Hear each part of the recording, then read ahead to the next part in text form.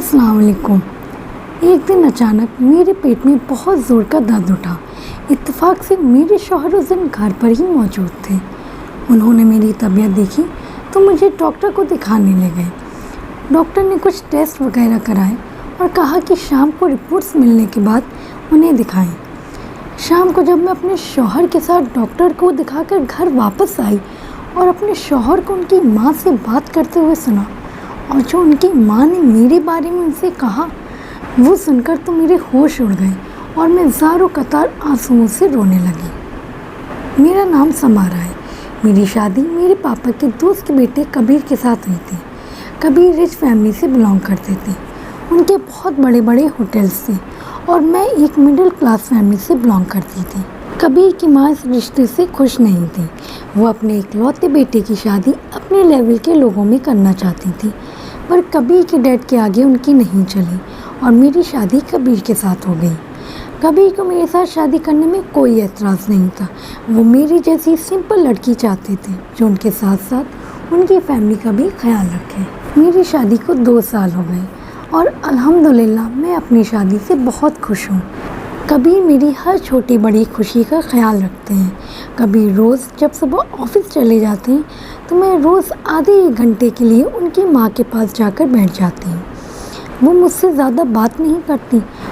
शाम को खाने में क्या बना रही हो, क्या बना लूँ, बस इससे ज़्यादा वो मुझसे कुछ नहीं कहती। एक दिन अचानक मेरे पेट में बहुत ज़ोर का दर्द उठा और कबीर इत्तेफाक से घर पर ही थे तो वो मुझे डॉक्टर को दिखाने ले गए।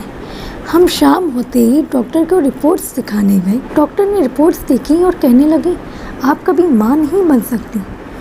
डॉक्टर की ये बात सुनकर मानो मेरी हस्ती ज़लज़लों की ज़ात में आ गई। मैं रोने लगी और डॉक्टर से कहने लगी, आप रिपोर्ट सही से चेक करें, ऐसा नहीं हो सकता, ये छोट है। डॉक्टर ने मेरे हस्बैंड से कहा कि आप इन्हें संभालें। कबीर मुझे डॉक्टर के रूम से बाहर लेकर आ गए। मैं रास्ता भर रोती रही।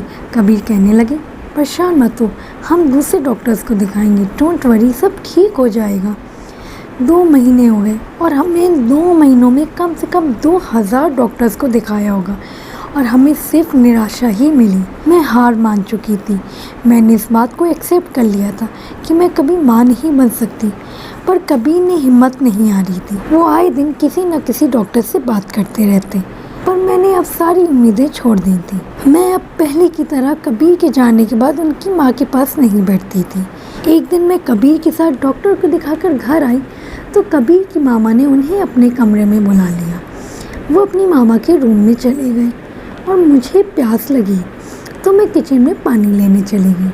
मैं पानी लेकर लौट रही थी तभी मैंने सोचा, सुनूं तो आखिर मामा कबीर से क्या कह रही हैं। और मैंने जो मामा को कबीर से कहते हुए सुना, वो सुनकर मुझे यकीन नहीं हुआ कि क्या सास ऐसी भी होती हैं। मैंने सुना कबीर ने अपनी माँ को मेरे बारे में सब बता दिया कि मैं कभी माँ नहीं बन सकती। ये सुनकर उनकी माँ ने जो जवाब दिया, मेरे होश उड़ गए। वो कहने लगी, बेटा ये तो अल्लाह की मर्ज़ी है, इसमें समारा का कोई कसूर नहीं। तुम लोग ऐसा करो, कल ही जाकर एक बच्चा अडॉप्ट कर लो ताकि उसका दिल बहले और वो इस बात से बाहर निकले। ये सुनकर मैं हैरान रह गई। मुझे यकीन नहीं हो रहा था, जो औरत मुझसे सही से बात नहीं करती, आज उन्होंने मेरे हित में इतनी बड़ी बात कही और मैं माँ नहीं बन सकती। ये खबर सुनकर उनके बारे में ना जाने क्या कुछ नहीं सोच रही थी कि अब वो कबीर की दूसरी शादी करा देंगी, उन्हें मौका मिल गया है, कबीर मुझे छोड़ देंगे और भी न जाने क्या क्या। हमने 1 हफ्ते के अंदर ही अंदर एक प्यारी सी बेटी अडॉप्ट कर ली जिसका नाम अमायरा रखा और सब उससे बहुत प्यार करते हैं और हम एक हैप्पी फैमिली की तरह रहते हैं। कबीर की मम्मा भी अब मुझसे बहुत अच्छे से बात करती हैं और अमायरा ने मेरी ज़िंदगी में और मेरे घर में आकर हमें पूरा कर दिया। आपको मेरी ये छोटी सी कहानी कैसी लगी मुझे कमेंट्स में ज़रूर बताएं। स्टोरी अच्छी लगी तो लाइक करें, फैमिली और फ्रेंड्स में शेयर करें। मज़ीद और स्टोरी सुनने के लिए मेरे चैनल को सब्सक्राइब करें। फ़ी अमानुल्लाह, अल्लाह हाफ़िज़।